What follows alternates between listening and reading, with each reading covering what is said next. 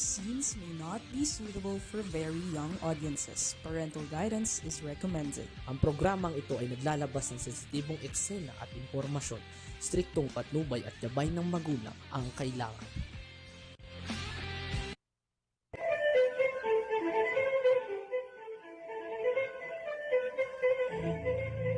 Babaeng migrante, may kakampi ka. Programang magtataguyod, kikilala at magbibigay halaga sa mga babae, ina, asawa, kapatid at anak na nakipagsapalaran sa ibayong dagat sa adhikaing mapabuti ang kalagayan ng kanilang mga mahal sa buhay. Babaeng migrante, may kakampi ka. Programang hatid ay makabuluhang pagsasabulat, talakayan at impormasyon. Handog sa inyo ng kapisanan ng mga kamag-anak ng migranteng manggagawang Pilipino. Babaeng migrante, may kakampi ka.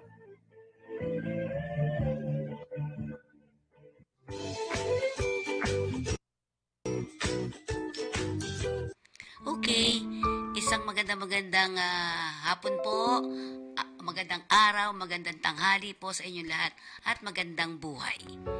Ito po tayo ngayon sa ating babaeng migrante, may kakampi ka.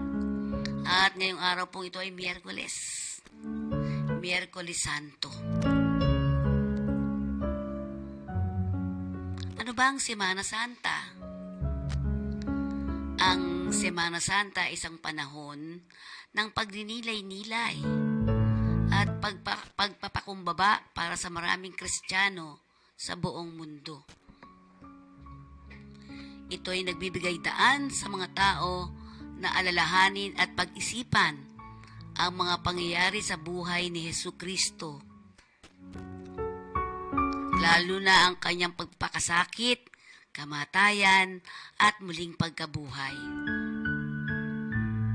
Sa pamamagitan ng Semana Santa, ang mga Kristiyano ay nagkakaroon ng pagkakataon na magpahinga mula sa kanilang pang-araw-araw na gawain upang magmatiyag, magdasal at magbalik tanaw sa mga aral ng pananampalataya.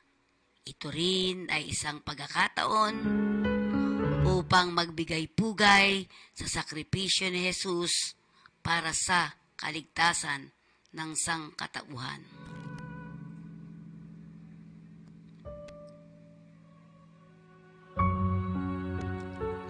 Ang madalas na practice po ng ating mga Kristiyano ay ipapakita namin sa inyo. Yan, karamihan, nagsisimula ang mga Semana Santa, merong turagawin na namasan. At ang isip pamilya namin noon ay talaga naman manood ng ganito 25 years.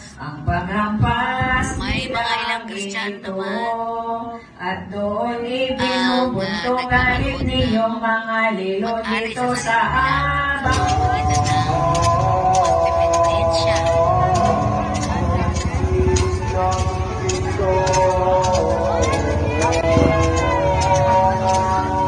Magbabago sa krus, magbuhat ng krus.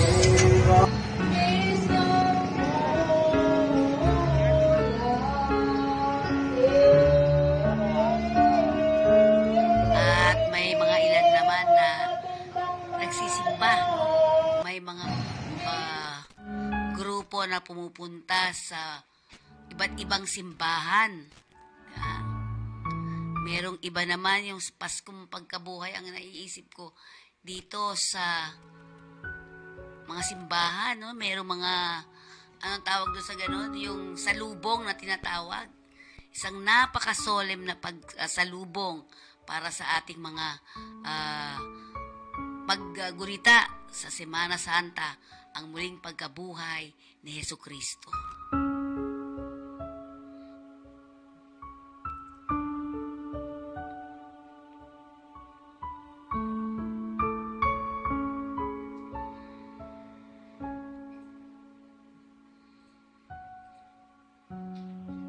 So tayo ngayon ay ilan sa mga Kristiyano nagninilay-nilay, tinitingnan nila ang kanilang sarili Ano ba yung mga nagawa nilang hindi maganda ng mga nakaraan? Yun. Pagmamatsyag, pagsasakripisyo, at sa ngayon napasabay pa ang Ramadan, di ba?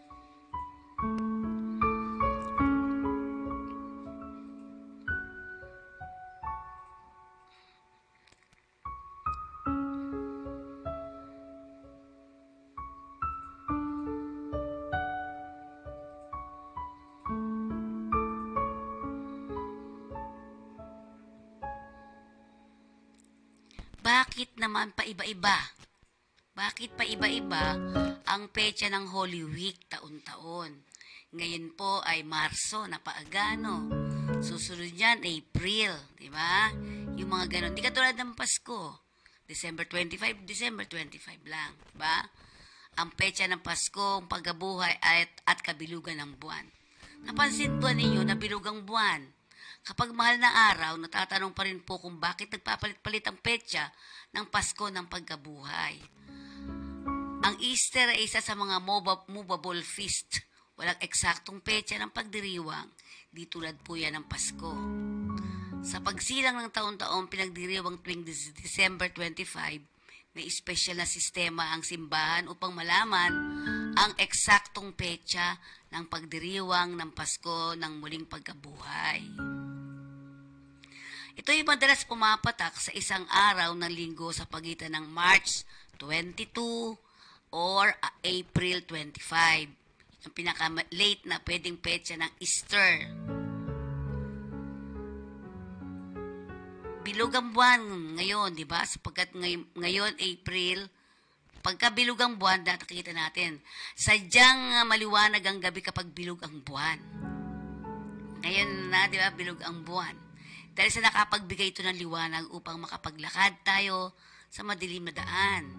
Si Kristo muling nabuhay, ang kahilintulad ng tumatanglaw sa bawat pananampalataya.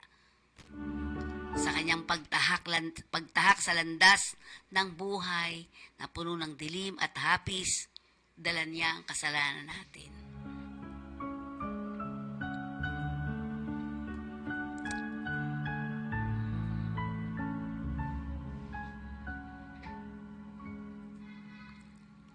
Okay, dito na tinitingnan kasi kung yung bilog ang buwan, di ba?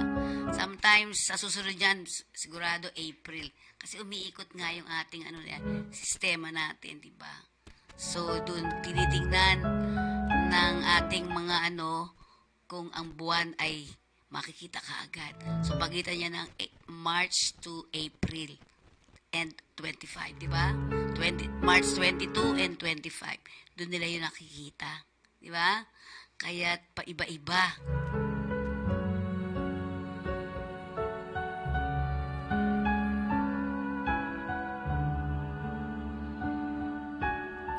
Sabi, sa pagtataya ng petsa ng Eastern, ginagamit ng simbahan ng lunisolar calendar. Ito'y nakabase sa phase of the moon o wangis ng buwan.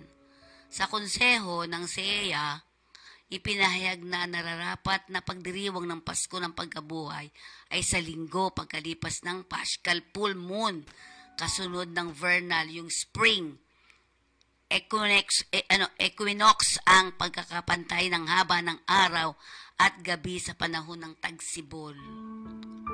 Konektado pa rin po ito sa pagdiriwang ng Hudyo, pista ng mga Pasko. So madalas pong pumapatak ang linggong ito sa isang araw ng linggo sa pagitan ng March 22 at pinakamaaga po yan na petsa. April 25 naman ang pinakapetsa na medyo late na.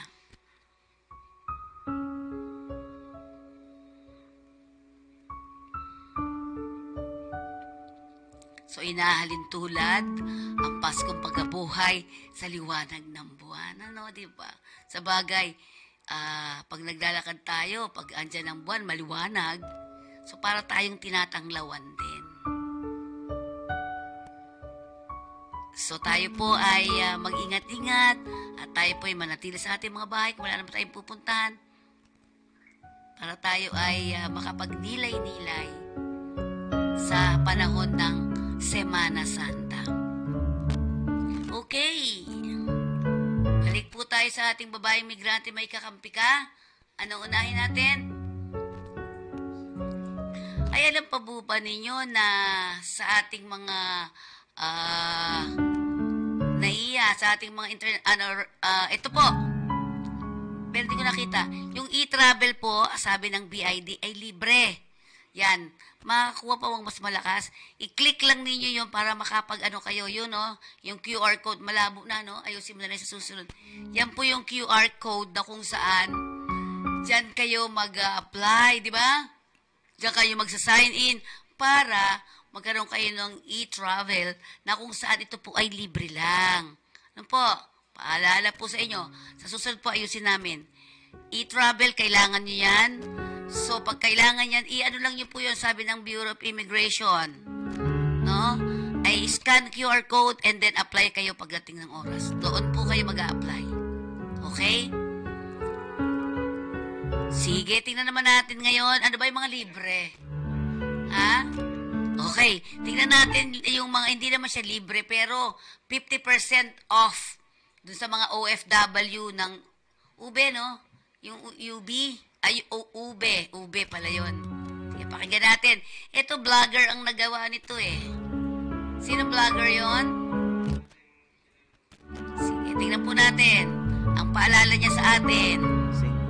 50% or 50% big time discount sa pamasahe sa NAIA Airport at eksklusibo lang po ito para sa mga OFW, ikinasa ng OWA at ng UB Express. Kabayang OFW, may bago ka na at pinakamurang masasakyan sa NAIA Airport. Hatid yan ang pinagsanib puwersa, OWA at ng UB Express. Ang UB Express ay may premium bus at may point-to-point service mula sa NAIA patungo sa mga sumusunod na lugar: Robinson Santa Rosa, Laguna; Araneta City, Cubao; Quezon City; Robinsons Galleria, Ortigas; Ayala Mall, South Park; Alabang PITX; Robinsons Manila; Victory Liner sa Pasay; at NAIA Loop Transfer.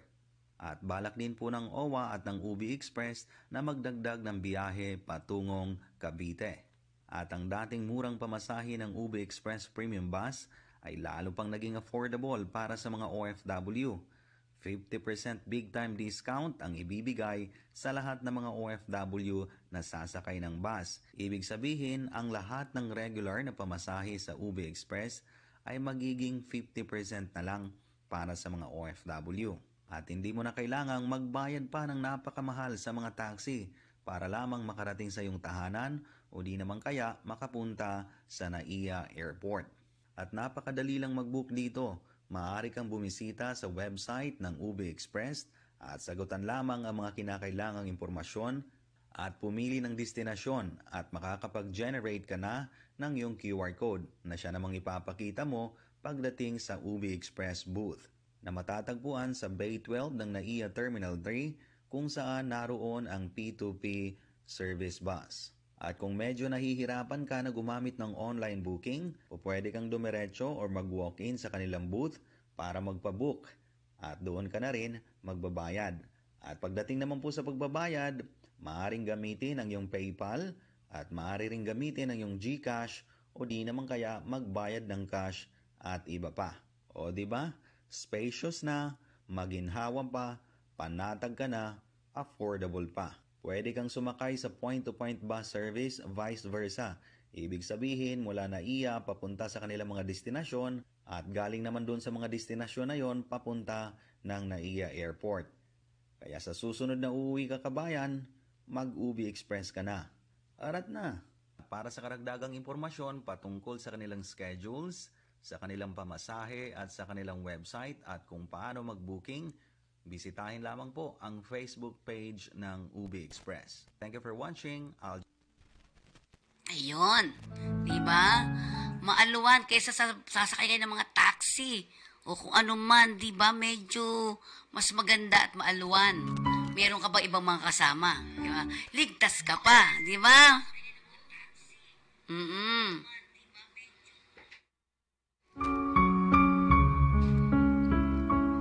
Okay, yan naman ang isang paalala natin sa inyo. Una, ang e-travel, ang tawag doon, e-travel documents nyo. Yung e-travel na yan, ay hindi po yan may bayad. Wala pong bayad dyan.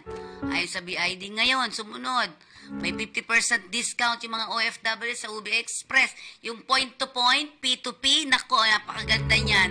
Imbis na kayo ay magta-taxi, na bigla kayong hihinga ng 10,000 na pamasahe, di ba? So, ayun nyo lang yan. Avail nyo lang po yan. Apply lang kayo. Anong bubuksan nila daw doon? Alam Diba? mo, kung ikaw ay isang OFW, Ito yung sa e-travel. Free yan, ha? Free po. Basta buksan nyo lang yung Google Play nila dyan. Scan QR code. Ay, sinasigurado na kayong libre po. Ano yan? Libre po yan. Libre, libre. And next natin, yun naman sinasabi natin kanina, yung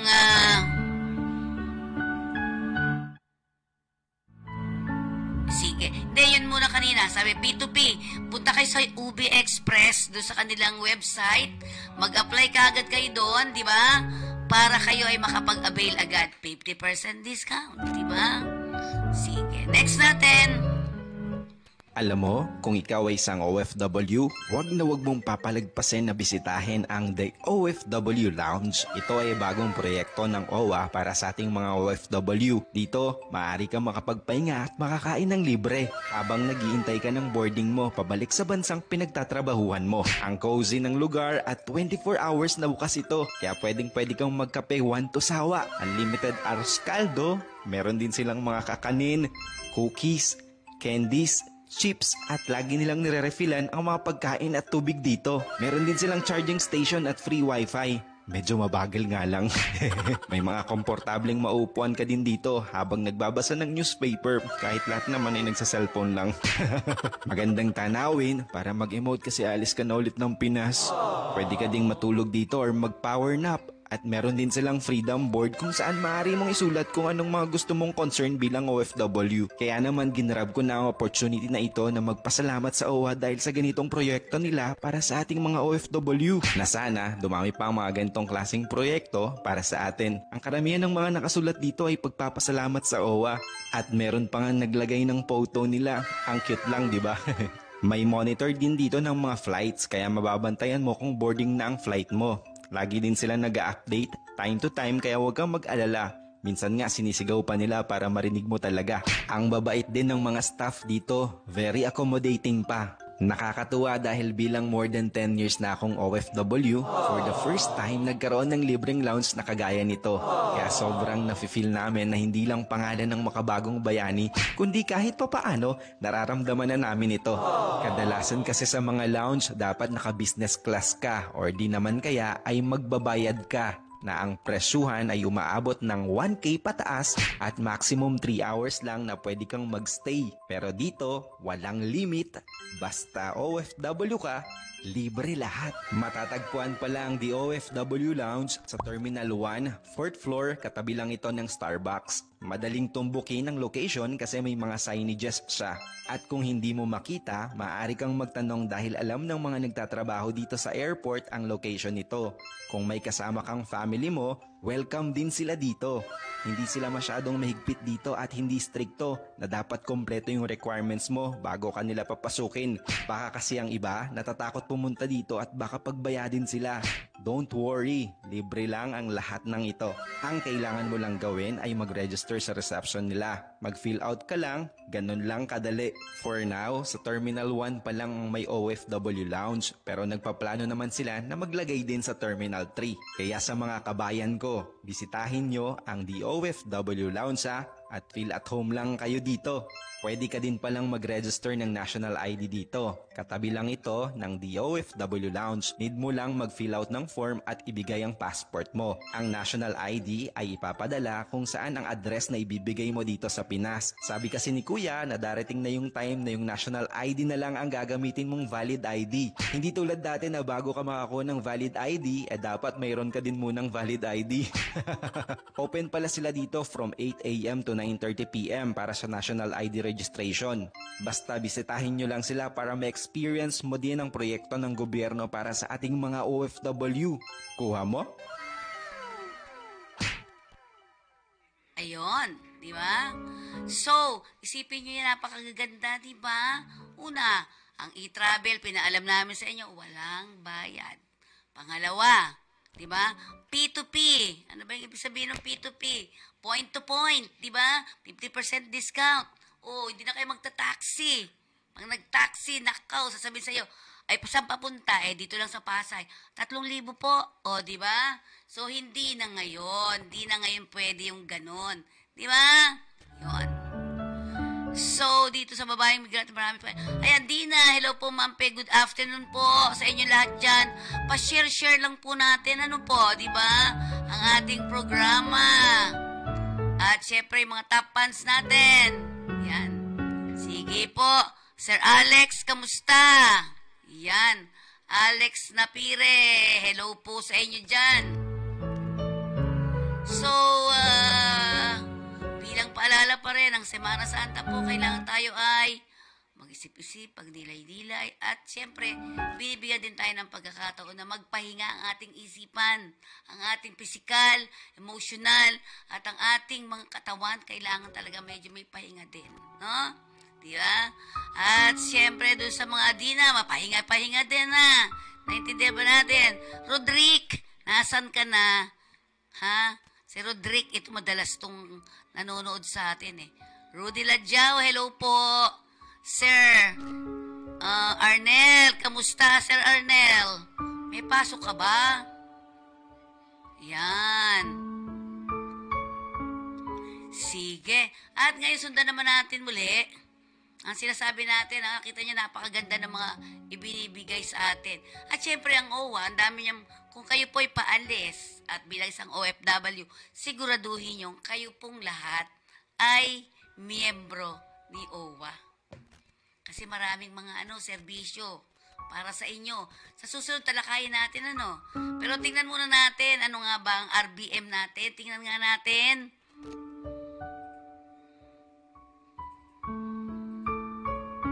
Good day, ladies and gentlemen, fellow workers in government, and the members of the press. I have just attended the ASEAN-Australia Special Summit to commemorate 50 years of ASEAN-Australia relations. We have met with ASEAN leaders and Australian Prime Minister Anthony Albanese. The summit provided an opportunity to discuss regional and international issues and how ASEAN and individual member states, such as the Philippines, may contribute to the peace, security, and prosperity of our immediate neighborhood, the Indo-Pacific.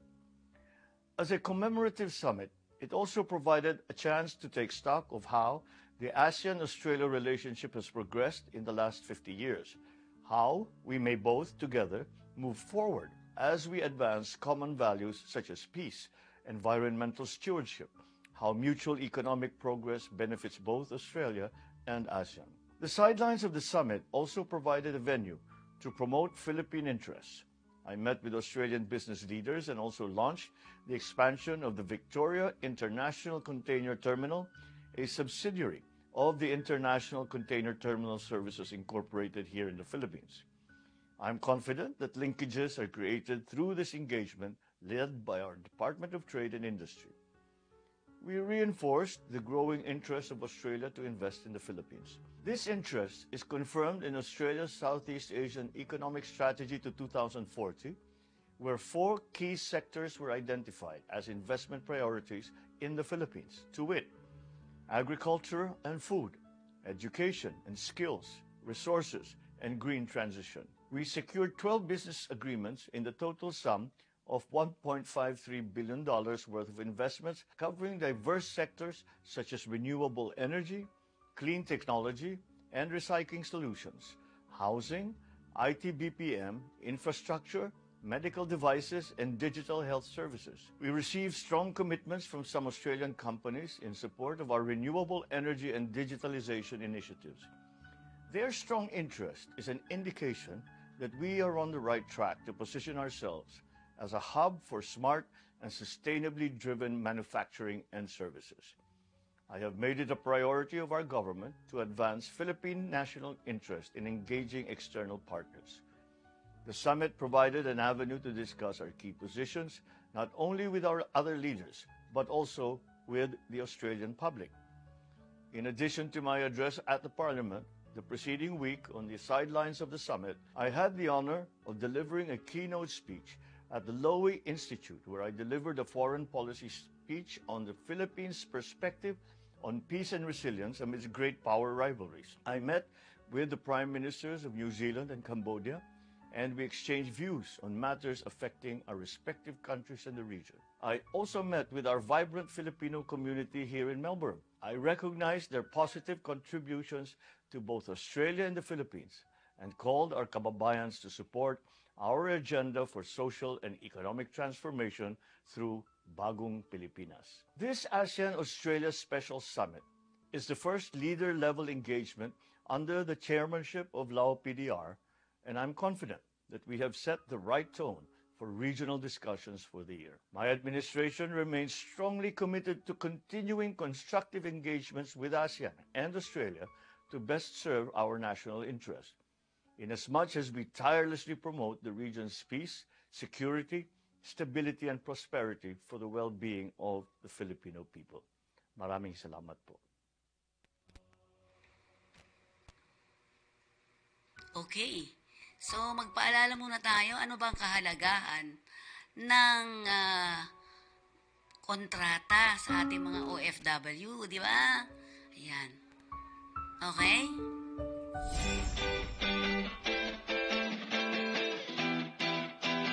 Ano nga ba ang RA 10022 o Migrant Workers and Overseas Filipinos Act of 1995?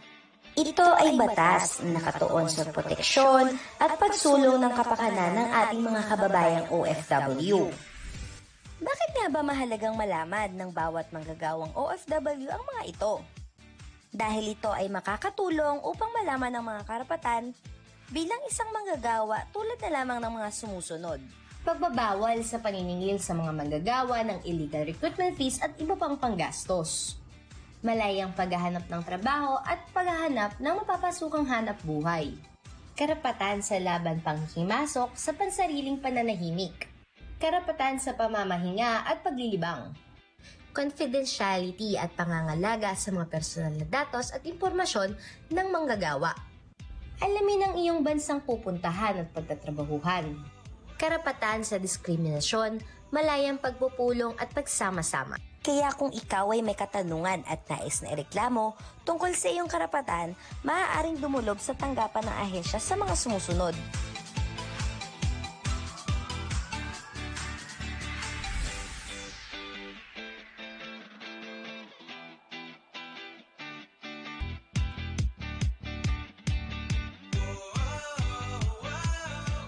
Ngayong alam mo na ang kalagahan ng iyong karapatan bilang isang manggagawa, huwag hayaan na ikaw ay busuin at ipaglaban ang iyong karapatan.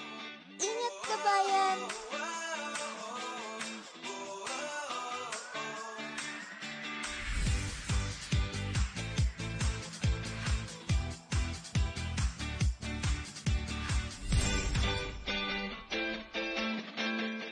Kumusta? Paalis ka na ba? Kung paalis ka na, kabayan, siguraduhin mo ang iyong kontrata. Tandaan mo, kontrata ang importante sa lahat. Ano nga ba ang kontrata? Ang kontrata ay kasunduan ng OFW, ng employer at ng ahensya. Ito ay pinipirmahan ng OFW at ng legal na kinatawan ng ahensya bilang patunay na sila ay nagkakasundo sa nakasaad sa kontrata na may kinalaman sa pagtatrabaho ng OFW sa magiging employer nito. Bakit mahalaga na may kontrata? Ang kontrata ay isang proteksyon ng mga OFW dahil nakasaad dito ang kanilang mga karapatan, katungkulan, kalagayan ng pagtatrabahuhan, termino ng kontrata at benepisyo ng OFW. Ang di pagsunod sa kontrata ng sinumang partido ay isang paglabag sa batas at maaaring batayan ng paghabla ng kaso.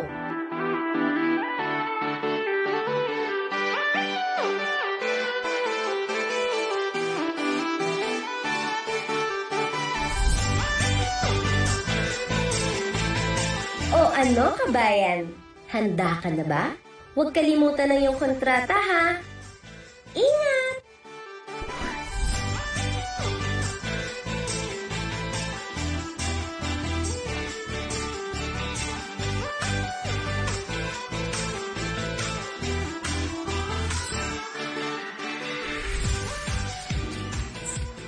Parang walang problema, di ba ate? Oo nga, palaging masaya at puno ng ngiti.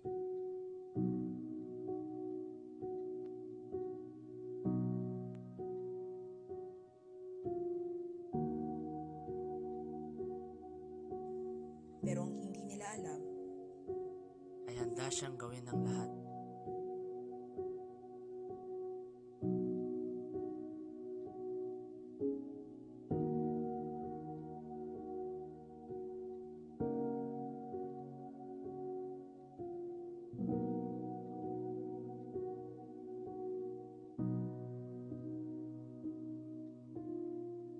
pursigido sa paghahanap ng trabaho. Kahit lumapit sa patalim.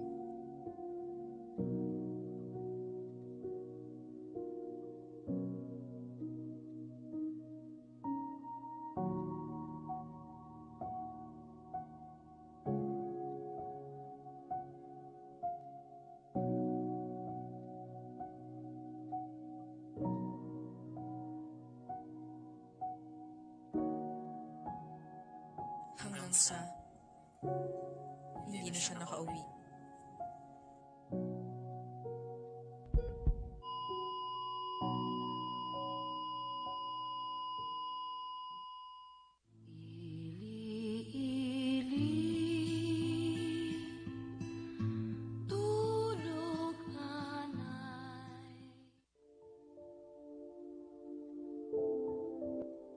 Walang sino man ang may karapatan sa iyong katawan, sapagkat ito ang iyong kayamanan.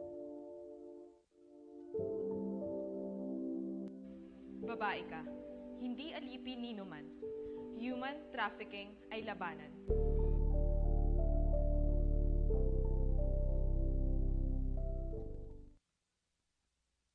Okay. Paalala pa rin natin, ang Semana Santa ay isang mahalagang panahon para sa maraming Pilipino. Kaya't mahalaga ang pagiging maingat sa paglalakbay. Siguraduhing maghanda ng maaga. Magplano rin ng maaga. Magdala ng mga kailangang gamit. Huwag niyong kalimutan ang lahat ng mga gamit na kailangan niyong dalahin. Especially pera. At tandaan ang mga patakaran sa kaligtasan. Yan. Yung blow bagets po kung kayo may mga sasakyan. Lalo na ngayon panahon ng pandemya, alagaan din ang kalusugan at sundin ang mga alituntunin ng lokal na pamahalaan at ng mga kinauukulan. Yan po, paalala sa inyo ng ating babaeng migrante, may kakampi ka. Ngayon, may flash report? Okay, ang flash report natin ay galing naman kay Jeffrey Balsa.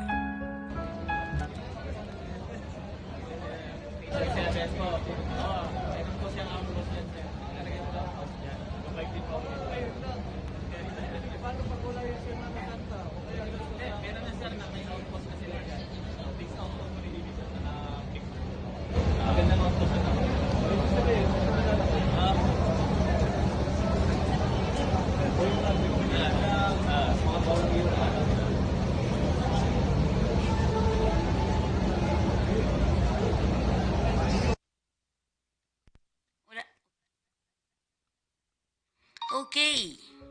Ayan. Tinanong din natin, kumusta na ba ang ating mga kapulisan? Di ba? Kasi kailangan ay maayos na paglalakbay.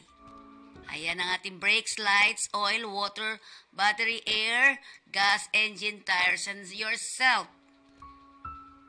At syempre magdala po kayo ng cash. Extra cash. Baka kasi mamaya ubusan ng gasolina. Dahil sa traffic. Tapos wala na tayong pang kala natin yun lang. Diba? Okay.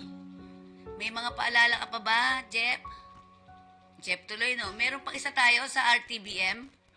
Okay.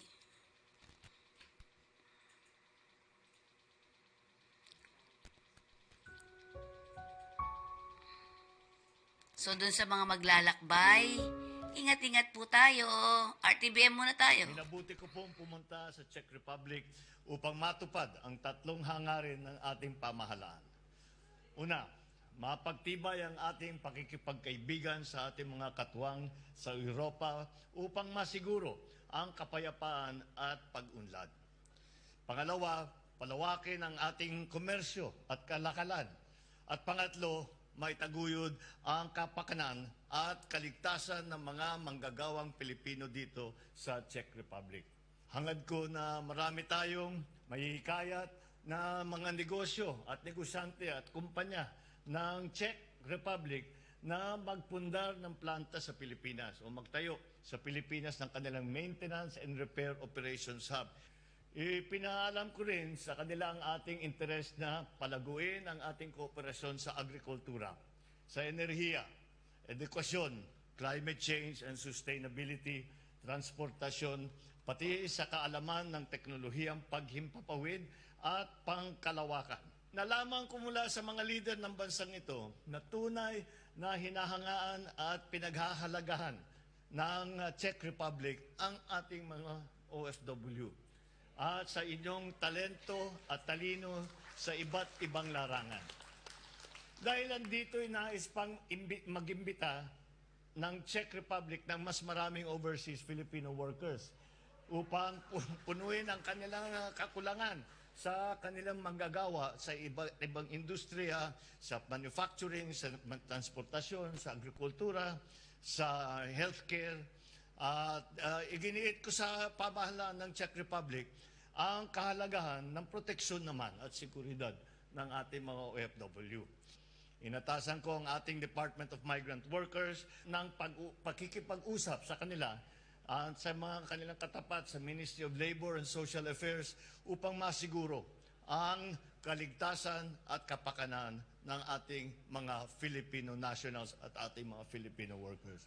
At nais kong ipaalam sa inyo na may matagumpay na nalagdaan ang DMW at ang MPB ang joint communique kahapon sa Prague Castle upang itaguyod ang formal na mekanismo na pagdadialog sa larangan ng paggawa.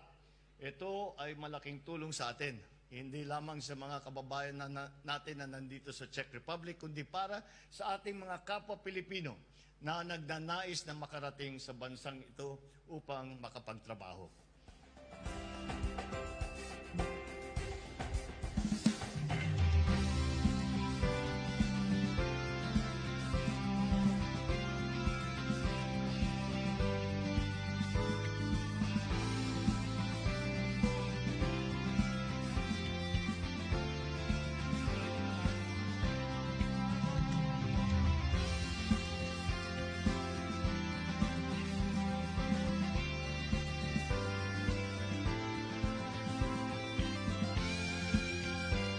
Ayan. Naging masaya naman din ang ating mga kababayan doon, ano? At nasilayan na naman nila ano nga bang klase ang mga mangyayari after the visitation. Yeah? Nakita naman natin at narinig din natin na nangangailangan pa rin, no, ng mga raming manggagawa dyan sa Czech Republic. So, dito po. At siyempre, pasamantala po kaming bibitaw sa ating programa para ating ayusin naman ang ating mga kagamitan. At siyempre, kami naman po ang inyong lingkod ay medyo magsesemana Santa rin. Siyempre, paalam po sa inyong lahat kung meron po kayong ibang katanungan o nais na pag-usapan. Huwag mag-atubiling bumalik at magtanong muli sa amin sa mga susunod na programa natin. Kaya't ingat kayo at magandang araw po sa inyong lahat. Paalam po! Have a blessed day sa inyong lahat. Paalam po! Muli, isang oras naman ang lumipas. Lagi nating tatandaan ang lahat ng problema ang kinakaharap. May kasagutan dito lang sa ating programa. Babaeng migrante, may kakampi ka. Programang ito sa masa. Serbisyong totoo para sa OFWs. Muli, Dito sa Kakampi Online, may kakampi ka!